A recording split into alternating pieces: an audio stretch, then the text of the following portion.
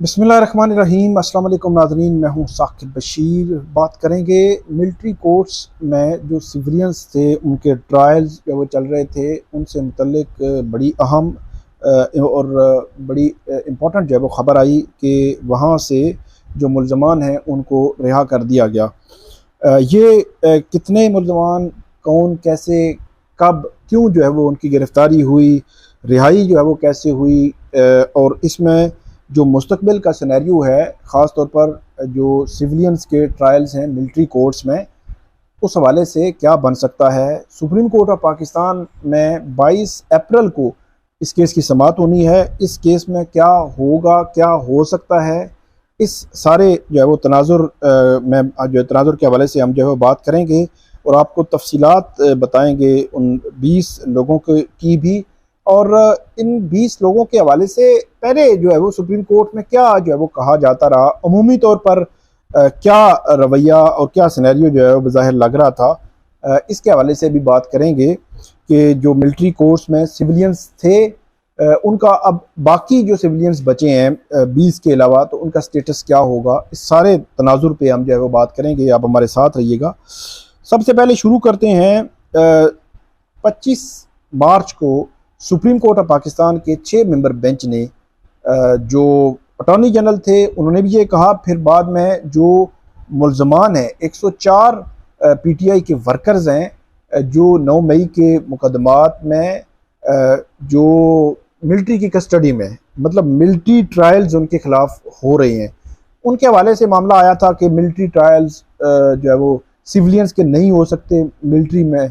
और उसके बाद फैसला भी आ गया, लेकिन उसके बाद अपील आई, अपील में पहला जो फैसला मुअत्तल हो गया और मिलिट्री के ट्रायल्स शुरू हो गए। 104 लोगों के ट्रायल्स शुरू हो गए। अब सिनेरियो जो नया सामने आया वो ये है कि 25 मार्च को सुप्रीम कोर्ट ऑफ पाकिस्तान ने अपना जो ऑर्डर था उसमें अमेंडमेंट की, तरमीम की, और उन्होंने ये कहा कि इस ऑर्डर जो स्टे ऑर्डर है उसमें हम अमेंड कर रहे हैं। उस स्टे ऑर्डर को अमेंड करने के बाद अदालत की जानिब से ये कहा गया कि जितने मुल्ज़मान ईद से कबल वो रिहा हो सकते हैं उनकी हद तक फैसले जो है वो कर दिए जाएं। तो ये मामला जो है वो मिलिट्री के पास भेजा गया। अटॉर्नी जनरल ने जब ये अमेंडमेंट हो गई तो उसके बाद ये तवक्को ज़ाहिर की जा रही थी कि कुछ दिनों के बाद जो फैसले हैं वो आ सकते हैं। फिर 5 और 6 अप्रैल को 2 दिनों में ये 20 लोग जो है उनको रिहा कर दिया गया। उमूमी तासुर ये था कि शायद इनको बरी कर दिया जाएगा, शायद इनके खिलाफ जो केस है वो साबित नहीं हुआ, शायद इनके खिलाफ वो सबूत नहीं थे, ऐसा उमूमी तासुर ये था। लेकिन ऐसा नहीं था, नहीं है। बल्कि इन 20 के 20 जो मुल्ज़मान थे, जो पीटीआई के वर्कर्स थे, इनके हवाले से ये खबर आई कि इन पर जो चार्ज है वो साबित हुआ है, और साबित होने के बाद एक साल की 20 लोगों को सज़ा हुई है, और उस सज़ा के बाद जो है वो उनको रिहा किया गया है। और उसकी रिहाई जो है वो कैसे अमल में लाई गई, एक तो इन जो 20 जो अफराद थे, 8 रावलपिंडी के थे, पंजाब से जो थे 8 लोग थे जिन्होंने तकरीबन 10.5 माह जो है वो, तकरीबन 11 माह, किसी ने 10.5 माह और किसी ने 10.5 माह से भी ज़ायद अरसा जो है वो वक़्त गुजारा मिलिट्री की कस्टडी में। इन तमाम के नाम भी लिखे गए हैं, और लेकिन सब 10 माह से ज़ायद ही थे जिन्होंने मिलिट्री की कस्टडी में वक़्त गुजारा। फिर लाहौर से 3 लोग थे जिन्होंने ये 9 मई में मुलविस थे। एक जो मुलजिम थे ये अब्दुल अजीज़, 9 माह 26 दिन उन्होंने मिलिट्री की हिरासत में गुजारे, और बाकी 2 ने, एक ने 10 माह 4 दिन और दूसरे ने भी 10 माह 4 दिन मिलिट्री की हिरासत में जो है वो गुजारे। उसके बाद गुजरांवाला से थे 5 लोग। इन 5 लोगों ने भी 10 माह से ज़ायद अरसा जो है वो वहाँ पे गुजारा मिलिट्री की हिरासत में किसी न किसी तरह, और जो मिलिट्री की कस्टडी में रहे। इसके अलावा दीर जो खैबर पख्तूनख्वा से 3 लोग थे, जिनमें से 2 ने 10 माह से ज़ायद अरसा जो है वो मिलिट्री की कस्टडी में गुजारा, और एक ने 9 माह 23 दिन जो है वो गुजारे। और एक मर्दान से शाहजेब थे अली हैदर, इन्होंने 9 माह 29 दिन जो मिलिट्री की कस्टडी में जो है वो गुजारे। ये 9 मई के ट्रायल्स थे। इन ट्रायल्स में 20 लोगों को छोड़ दिया गया।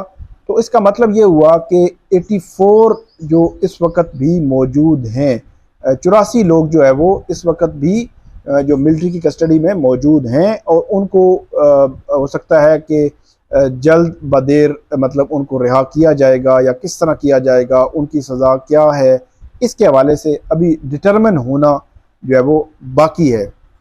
अब आते हैं कि इनकी रिहाई हुई कैसे है। तो इनकी रिहाई इस तरह हुई है कि किसी का अगर 1 माह रहता था 1 साल में, क्योंकि सबकी सज़ा 1 साल सज़ा है, जिसका 1 माह रहता था, 1 माह 10 दिन रहते थे, 1 माह 20 दिन रहते थे, या 2 माह 20 दिन रहते थे, क्योंकि 9 माह से ज़ायद हिरासत में रहे हैं, उन्होंने कैद जो है वो गुजारी है। तो उन तमाम को जो 1 माह, 1.5 माह, 2 माह, 2.5 माह जो अरसा था, उस अरसे की जो सज़ा थी वो आर्मी चीफ ने उनकी सज़ा जो है वो माफ़ कर दी, और उनकी माफ़ी करने के बाद उनको रिहा करने का हुक्म दिया। तो उसकी वजह से उनकी जो है वो रिहाई अमल में लाई गई, वगरना उनको वो 1 माह या 1.5 माह की सज़ा जो है वो काटनी पड़ती, और वो सज़ा काट के ही बाहर आ सकते थे, वगरना नहीं आ सकते थे।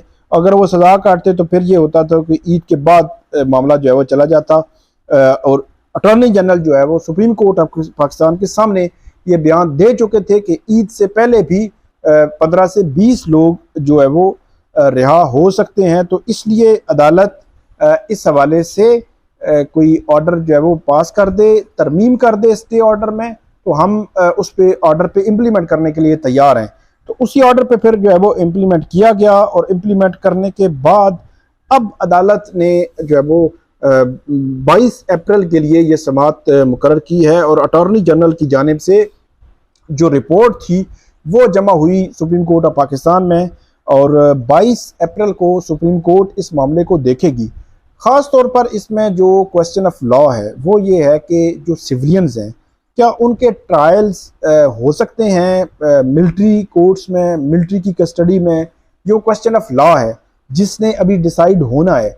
अगरचे 5 जजेस इसको डिसाइड कर चुके थे, लेकिन 6 जजेस के पास अपील आई, तो 6 जजेस वो अपील सुन रहे हैं, तो उस अपील में उन्होंने डिसाइड करना है।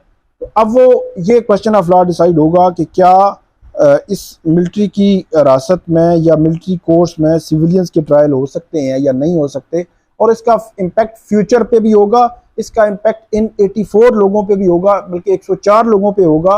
अगर अदालत कहती है नहीं हो सकते, तो फिर इनके ट्रायल्स ATC अदालतों में चलेंगे, और ATC अदालतों में चलने के बाद मामला जो है वो आगे की तरफ बढ़ेंगे। तो ये थी आज की हमारी वीडियो। उम्मीद है आपको ये पसंद आएगी। इस पर फीडबैक दीजिएगा, कमेंट कीजिएगा। बहुत शुक्रिया।